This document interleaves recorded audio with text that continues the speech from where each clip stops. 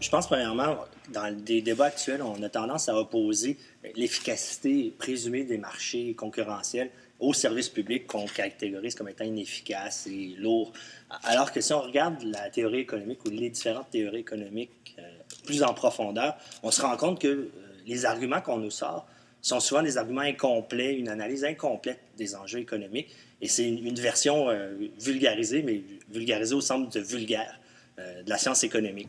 Alors, l'objectif, c'était de présenter d'autres arguments qui proviennent de la théorie économique, principalement la théorie néoclassique, qui viennent justifier l'intervention de l'État dans l'espace public. Et il y a une série de limites au postulat de l'efficacité des marchés qui viennent justifier l'intervention de l'État. Pour qu'un marché amène à un équilibre efficace, il y a certaines conditions qui doivent être présentées. C'est des conditions qui sont extrêmement restrictives, qu'on retrouve pas toujours dans la réalité. Même il y a plein d'occasions où on ne retrouve pas ces conditions-là. Ce qui fait que les marchés, même si dans les calculs économiques peuvent être démontrés comme étant efficaces, dans la réalité, étant donné les contraintes, ils ne le sont pas. Les premières limites à la concurrence des marchés, on se rend compte souvent que certains biens qu'on appelle des biens publics purs, qui ne sont pas, que le marché a de la misère à administrer. D'une part, parce que c'est des biens qu'on ne peut pas, on peut pas restreindre l'accès à ces biens-là. Donc, il est difficile de faire payer uniquement les clients. Alors, on est obligé de collectivement payer pour ces services-là. Et c'est des services dont l'usage est non exclusif. Donc, le fait que j'utilise, par exemple, l'exemple classique, c'est les lumières dans la rue, que j'utilise l'éclairage urbain, ça n'enlève pas aux autres le droit de l'utiliser. Donc, encore une fois, on a de la misère à discriminer qui paye ou qui ne paye pas pour ces services-là. Donc, on a eu tendance à les rendre des services publics. Ça, c'est la première catégorie qui est la plus simple et qui fait consensus chez tous les économistes. C'est assez simple, les gens ne vont pas contester ce fait-là. Le deuxième type de limite au marché, c'est ce qu'on appelle la présence d'externalités. Il y a des biens qui sont produits ou encore leur consommation de ces biens et services-là ont des impacts pour la société en général ou les personnes qui ne font pas partie de l'échange. L'exemple classique d'une externalité négative, c'est la pollution. L'entreprise qui produit, par exemple, du pétrole, va vendre de l'essence, mais en contrepartie, va rejeter dans l'atmosphère des polluants, des fois, va faire des déversements. Et c'est l'ensemble de la société qui doit gérer ces externalités-là. Donc, l'intervention publique devient nécessaire pour s'assurer qu'il n'y a pas trop d'externalités ou qu'on trouve des mécanismes pour les réduire. Il y a aussi des externalités positives. Un exemple d'externalité positive, c'est dans le secteur de l'éducation. Le fait qu'on aille étudier, c'est bien sûr un bienfait pour soi. Par contre, pour la société aussi, ça a une foule d'avantages, que ce soit du fait que, étant donné qu'on aura une meilleure formation, on aura accès à des emplois mieux rémunérés, donc on paiera plus d'impôts. Alors le gouvernement se voit directement à récupérer de son investissement dans notre formation, mais aussi le fait d'avoir une formation, que ce soit en médecine ou dans différentes professions, bien, ça nous permet d'offrir des services à la population, souvent des services essentiels.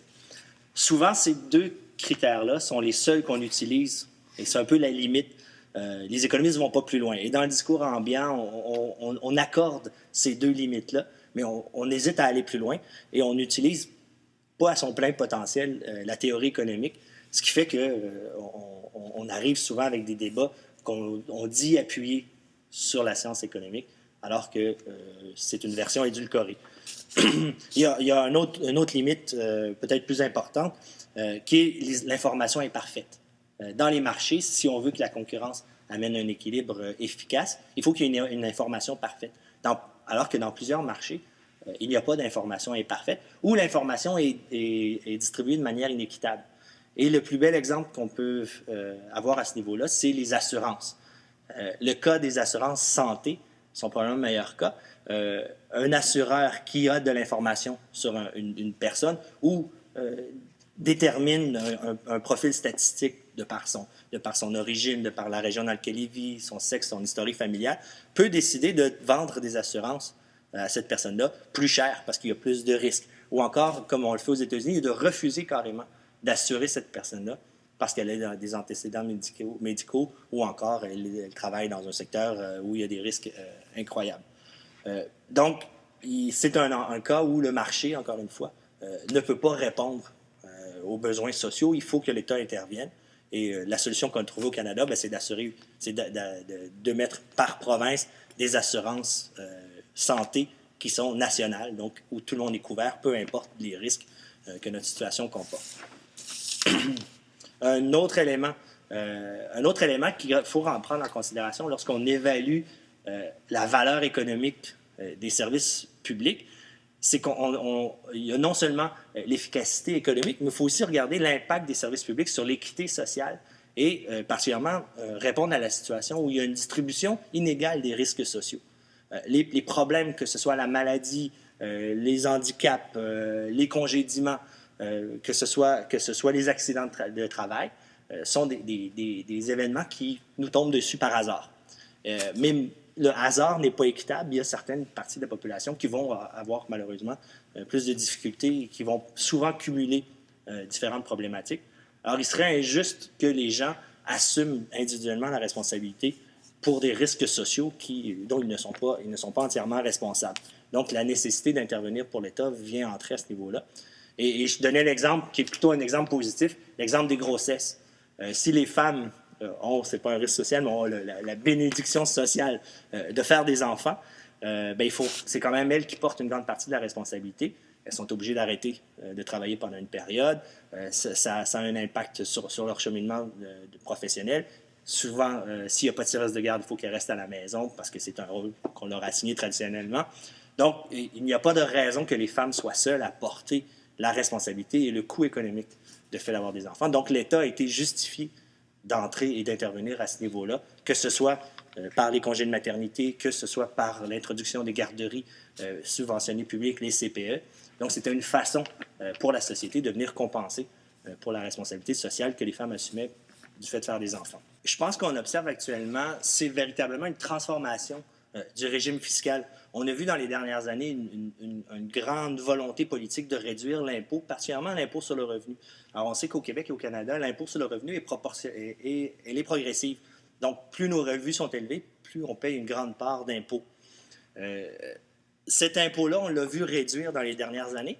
Et là, on arrive dans une situation de crise qui est à la fois une crise conjoncturelle, parce qu'il y a une crise économique mondiale, mais aussi une crise des finances publiques au Québec qui, en partie, provient du fait qu'on a trop dilapidé les surplus. Donc, le gouvernement avait des marges de manœuvre. Au lieu de les utiliser pour réinvestir, il les a plutôt redonnés en baisse d'impôts.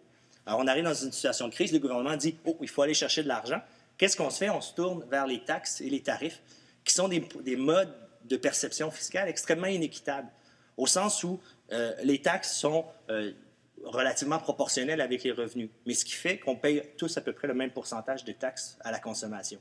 Alors que les tarifs, eux, sont vraiment inéquitables, au sens où on va payer le même montant pour le même service, alors une personne qui gagne le salaire minimum autour de 16 000 $ par année, va par exemple payer 200 $, la nouvelle franchise santé, 200 $ par année, et le PDG d'une entreprise qui gagne 500 000 $ par année, lui, va quand même juste payer 200 $, ce qui est une infime proportion de son revenu.